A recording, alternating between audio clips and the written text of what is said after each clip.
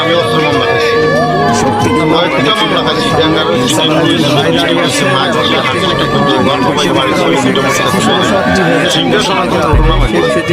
আওয়ামী নেতা কর্মীদের জুলুম আর নির্যাতনের রামগঞ্জের মুর্শিদ আলম আজ নিঃস্ব।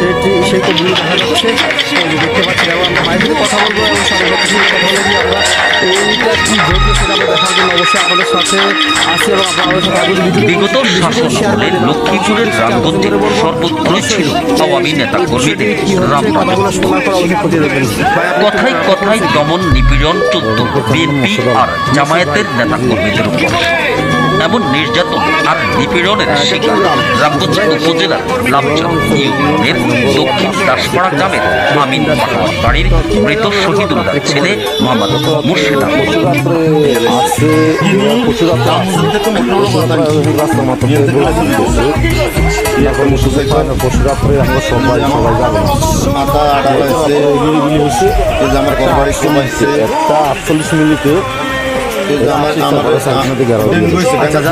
আগে আমরা একটু ঘরের অবস্থাগুলো দেখাবো, পরবর্তীতে আমরা আপনাদের কথা বলবো।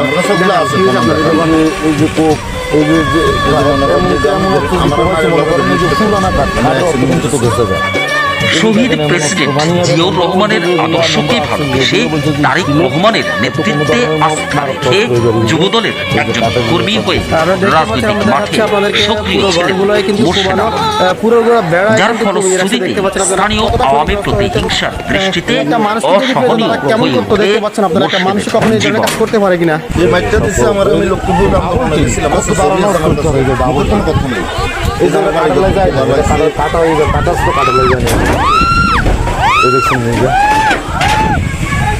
আচ্ছা, আপনার সাথে শত্রুতা আছে, যে শত্রুতার কারণে এখানে আসলো মানুষ। 2017 সালে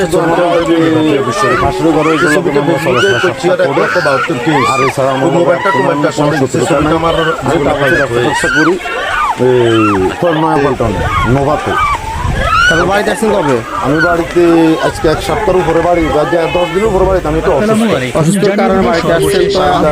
আপনাকে এই পর্যন্ত কয়দিন হামলা দিচ্ছে বাড়িতে? ওই বাড়িতে আমি আসছি বিভিন্ন হামলা দিচ্ছে। এর আগে তো মনে করেন বহুত কিছু হয়েছে, ওগুলো বলি এলাম। আপনাদের এলাকার জনপ্রতিনিধিকে জানাচ্ছেন?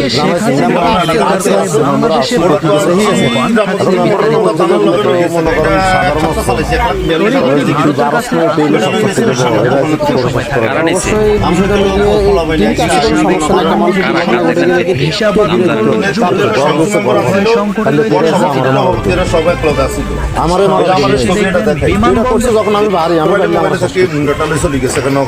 আর আপনারা কি সাথে সাথে